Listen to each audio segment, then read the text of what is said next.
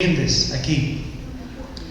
Todo esto, Señor, es muy nuevo para muchos de nosotros y es de mucha bendición poder aprender tantas cosas en tu palabra, aprender a leer de una manera inteligente, sabiendo que la parte espiritual también es muy importante. Señor, gracias porque podemos escudriñar tu escritura, podemos comprender mejor y más, y eso nos ayuda a darte gloria y gracias. Gracias por tu palabra que la tenemos ya aquí en nuestras manos, una Biblia impresa desde el Génesis hasta el Apocalipsis, y material que muchos hombres han estudiado que nos ayuda a profundizar más. Gracias por todos esos hombres que utilizaste, Padre bendito, en su tiempo, en su momento, para que tuviéramos concordancias, libros, comentarios, figuras de dicción, etcétera, Señor. Y sobre todo, gracias por tu palabra que es viva y eficaz. Agradecemos en el nombre de Jesús. Amén. Amén. Ok, inciso H, saquen HI, ¿verdad? ¿O qué sigue?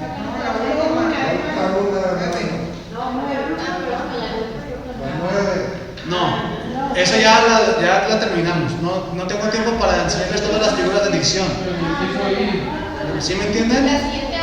La siguiente hoja que empieza con el inciso I. Pero por ahí por el WhatsApp.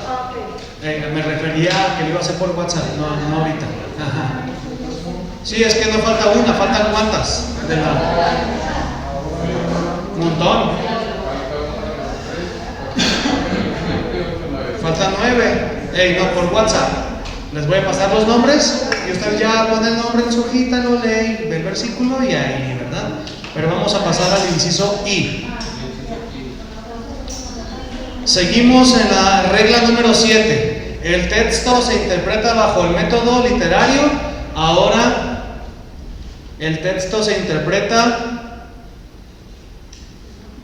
sintonizándolo con los pasajes paralelos. ¿A qué le suena sintonizar? ¿Se acuerdan de las teles antiguitas?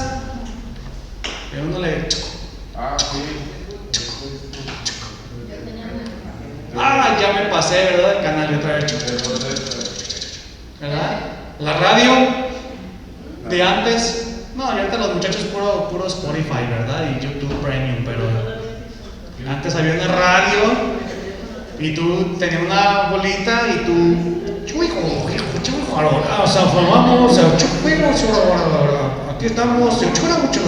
aquí estamos, ya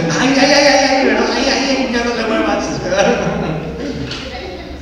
O al principio cuando la televisión salió, que tenía una antenita, ¿verdad? Entonces salió la antenita y a ver, tú súbete al techo, ¿verdad? Y estaba uno abajo, otro en el techo. Muévele. Ahí, ya te moviste. ¿Dónde estabas, verdad? Y ahí está, ¿verdad? Ahí está el otro, ahí con la antena, ¿sí, no? Ahí, deja ver el partido. ¿Cuánto dura? 4 horas, ¿verdad? Entonces, eso es sintonizar, buscar, ¿verdad? Que algo compagine, que algo se adecue, algo que ya existe con lo que tú también ya tienes. Empatar dos asuntos, ¿verdad? Entonces, el texto se interpreta sintonizándolo con los pasajes paralelos. Ahí en su hojita, inciso B, a lo largo de toda la Biblia podemos ver cómo escritores y autores citan pasajes que se encuentran en otros lugares de la Biblia. En ocasiones citan hechos, lugares o personas, y algunos lo hacen bajo profecía, hablando lo que sucederá en un futuro, y otros lo hacen citando lo ocurrido en el pasado. A esto nos referimos con pasajes paralelos. ¿Cuál es el mayor, hermanos? El mayor caso, así, sin duda, de pasajes paralelos, los 4 evangelios: Mateo, Marcos, Lucas, Juan. Usted lee Mateo y luego brinca a Marcos y dice, esto ya lo leí, ¿verdad? Y brinca a Lucas, ya lo leí, ¿verdad? Casi con las mismas palabras. Y a Juan y también pareciera que ya le leyó.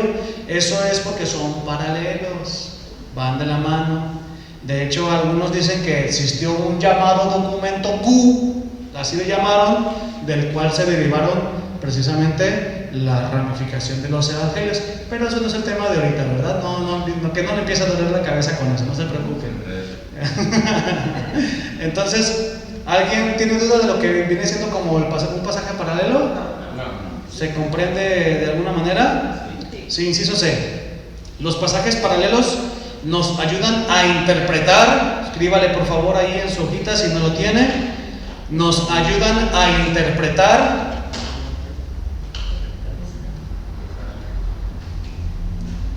correctamente el mensaje de Dios para su pueblo, ya que podemos profundizar en la enseñanza. O sea, hermanos, ¿qué está diciendo aquí? Que si a usted le llegara a tocar exponer un pasaje y en su Biblia a un ladito tiene como una A, una B, una C, una D, o un versículo ahí a un ladito, sí o sí tiene que ir a leerlo, sí o sí. Miren cómo es Dios de bueno, que hasta en eso ya las Biblias ya traen la integración de los pasajes paralelos. Ya no tiene que usted andar buscando si su pasaje tiene paralelismo, ¿no? Porque su Biblia se lo dice. ¿Sí han visto? Esos son los que tienen pasaje paralelo. Y el propósito es para que usted pueda interpretar correctamente el mensaje de Dios. Inciso D. Una premisa de la interpretación, a este póngale mucha atención. Una premisa de la interpretación de un texto bíblico cuando usamos pasajes paralelos es que la interpretación está sujeta al texto inmediato y no al paralelo. A ver, ¿qué dice ahí, verdad? Bueno, que si usted está exponiendo en Apocalipsis y le manda a un pasaje paralelo en Isaías, su interpretación va a estar sujeta al contexto de Apocalipsis, no al contexto de Isaías. Y usted dice, ay, está bien fácil. Pues déjeme le digo que a mí me ha tocado escuchar predicaciones donde citan el pasaje paralelo y la interpretación las siguen desarrollando en el pasaje paralelo, no en el pasaje que venía. Por eso aquí dice, una premisa de la interpretación de un texto bíblico cuando usamos pasajes paralelos es que la interpretación está sujeta al texto inmediato y no al paralelo. Vamos a ver un caso. Apocalipsis capítulo 3, esa se las acabo de predicar hace poquito, muchos de ustedes la traen fresca.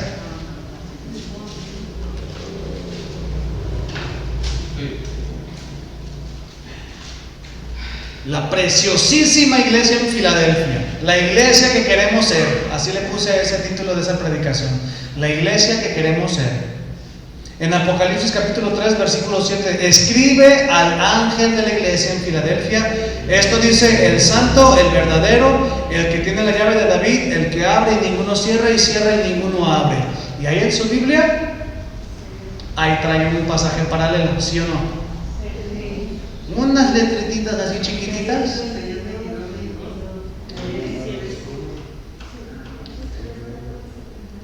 En su hojita dice, aquí se nos invita a revisar el paralelismo en Isaías 22:22, cuando Juan cita el que tiene la llave de David, ¿verdad?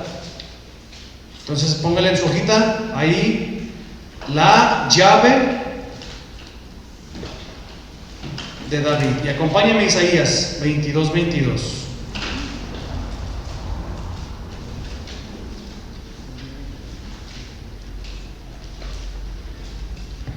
De verdad que escudriñar la Biblia, hermanos, es apasionante. Isaías 22:22. Quien ya lo tenga, diga amén. Isaías 22:22 dice, y pondré la llave de la casa de David sobre su hombro, y abrirá, y nadie cerrará, cerrará, y nadie abrirá. Entonces tenemos que aplicar regla de hermenéutica, leer el texto anterior y el texto posterior. Vamos a comenzar a leer desde el versículo 15. Jehová de los ejércitos dice así, ve, entra a este tesorero, a Sebna, el mayordomo y dile. Pausa. Hay un hombre llamado Sebna, y ese hombre tiene dos oficios: tesorero y mayordomo. Versículo 16. ¿Qué tienes tú aquí, o a quién tienes aquí, que labraste aquí sepulcro para ti, como el que en lugar alto labra su sepultura, o el que esculpe para sí morada en una peña? He aquí que Jehová te transportará en duro cautiverio, y de cierto te cubrirá el rostro, te echará a rodar con ímpetu como a bola por tierra extensa. Seguramente, hermanos, ahí hay una figura de dicción, ¿se fijan? No se imaginen, por favor, hacerla dando vueltas en el suelo, ¿verdad? Allá morirás y allá estarán los carros de tu gloria, oh vergüenza de la casa de tu Señor. Y te arrojaré de tu lugar y de tu puesto te empujaré. En aquel día llamaré a mi siervo Eliakim, hijo de Hilcías, y lo vestiré de tus vestiduras y lo ceñiré de tu talabarte, y entregaré en sus manos tu potestad, y será padre al morador de Jerusalén y a la casa de Judá. Entramos al versículo paralelo. Y pondré la llave de la casa de David sobre su hombro, y abrirá, y nadie cerrará, y cerrará, y nadie abrirá. Entonces, ¿qué fue lo que hizo este hombre llamado Sebna? Era dijimos, el tesorero y el mayordomo. Según el versículo 16, mandó a hacer una tumba, ¿sí? Despampanante, ribombante, decimos. La responsabilidad del mayordomo, del tesorero, era hacer tumbas para los reyes. Tumbas preciosísimas, ya ven que se usaba así, que bellísimas tumbas para los reyes. Y lo que le está reclamando nuestro Señor es que este hombre mandó a hacer una tumba no para que fuera recordado el rey, sino él, para que él fuera recordado como el que mandó a hacer la grandísima tumba del rey. Y dice: no, dice, te has equivocado, te equivocaste. Toda tu autoridad se la voy a entregar a Eliakim, en versículo 20. Toda tu autoridad se la voy a entregar a Eliakim. Lo vestiré, dice en el 21. De tus vestiduras lo ceñiré de tu talabarte, y entregaré en sus manos tu potestad, y será padre al morador de Jerusalén y a la casa de Judá. Y entonces es cuando se desarrolla el pasaje: pondré la llave de la casa de David sobre su hombro, abrirá y nadie cerrará, cerrará y nadie abrirá. Aún así, hermanos, no nos queda claro qué es lo que está tratando de decir nuestro Señor Jesús a Juan, para que le diga al pastor de la iglesia de Filadelfia. Pero entendiendo que un mayordomo era la persona que estaba a la puerta de la sala real, un mayordomo real en el contexto político, aquí un contexto político y social, ¿verdad? Era el que llegaba a la gente: pues venimos a buscar al rey, ¿verdad? ¿Para qué asunto? Pues para pedirle que nos ayude. Ya les ayudó hace un año, no pueden pasar. Llegaba otra persona con el mayordomo: venimos a buscar al rey. ¿Para qué? Para pedirle que por favor nos ayude, nos dé grano y aceite. ¿Nunca les ha dado? No, pasen con el rey. El mayordomo era esa persona que estaba antes del rey para decir quién sí pasaba y quién no pasaba ante el rey. Por eso dice en el versículo 22: pondré la llave de la casa de David sobre su hombro. O sea, él tenía la autoridad del mayordomo de abrir esa puerta o de cerrarla. Bajo ese contexto de un pasaje paralelo, usted regresa conmigo a Apocalipsis.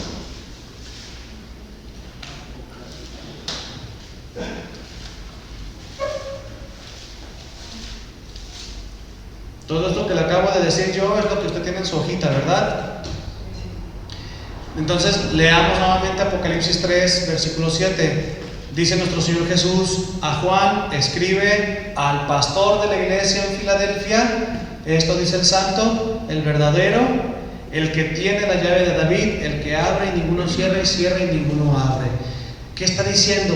Que el santo y el verdadero, o pónganle mucha atención que dice santo con S minúscula y verdadero con B mayúscula, refiriéndose a la misma persona de Jesús, como dijo él en Juan 14:6, yo soy el camino, la verdad, la vida, ¿verdad? Entonces Jesús es el que tiene la llave de David. Jesús es la persona que da acceso ante el Rey de Reyes y el Señor de Señores. Por eso dice nuevamente, cito Juan 14:6, nadie viene al Padre si no es por mí. Por eso Jesús es quien tiene la llave de David, porque nadie entra en la presencia del Rey de Reyes y Señor de Señores si no es a través de Jesús. Bueno, yo este pasaje lo prediqué hace como, no sé, un mes. Ya la investigación aquí se las estoy dando, ¿verdad? Pero es una investigación que se tiene que hacer, como siempre, de su correspondiente tiempo. Versículo 8, todavía le voy a dar a usted una bendición todavía para que aprenda todavía un poquito más.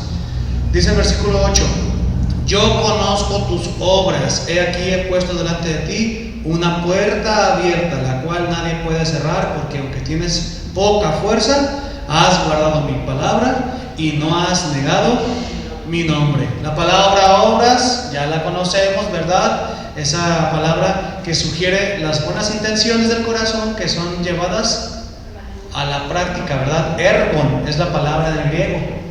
Todo esto no está en su hoja, pero si entendemos que Jesús es el camino, la verdad, la vida, que nadie va al Padre si no es a través de Él, ¿cuáles creen que eran las obras que estaban haciendo los filipenses, la iglesia en Filadelfia, en versículo 8? ¿Cuáles obras creen? ¿Cómo se le llama a la acción de llevar a la gente a la presencia de Dios? ¿Cómo usted? Evangelismo. La iglesia tenía buenas obras, hablando correspondiente al evangelismo. Ya puedo comprender más de los versículos, las palabras. He aquí puesto delante de ti una puerta abierta. O sea, pura gente que quería escuchar el evangelio. Y además, en el contexto de persecución de aquellos días, no los iban a perseguir ni los iban a matar, porque la puerta estaba abierta de parte de Dios para que siguieran hablando el mensaje de la salvación. Entonces en su hojita dice, lo que ya leímos, se nos presenta un personaje llamado Sebna, que era tesorero y mayordomo del rey de Jerusalén. Sebna era el mediador entre el rey y el pueblo, y él mandó hacer una tumba para el rey por petición del mismo rey. Sin embargo, Sebna hizo una tumba bellísima con el propósito de que la gente recordara al gran mayordomo y no al gran rey, y ese fue el reproche de Jehová para él. Continúo leyendo. Por otro lado, Jehová levanta un nuevo mayordomo, quien mediará la relación entre el rey y el pueblo. Su nombre es Eliakim, a quien Jehová en su agrado le entregó la responsabilidad, entre comillas, entre llaves, la llave de este hermoso ministerio. Según este paralelismo, a la luz de Apocalipsis 3:7, ¿qué significa que Jesús tiene la llave de David? Ya les dije que Jesús es, como dice Timoteo, el único mediador entre Dios y los hombres, Jesucristo hombre. ¿No dice así?